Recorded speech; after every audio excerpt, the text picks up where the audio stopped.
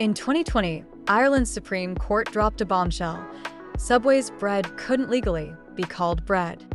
Why? It had too much sugar, more than the legal limit for bread. Imagine biting into a sandwich and realizing it's technically a pastry.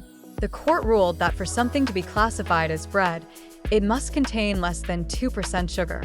Subway's bread had about 10%. So next time you grab a sub, remember, you might be indulging in a sugary treat rather than a classic sandwich.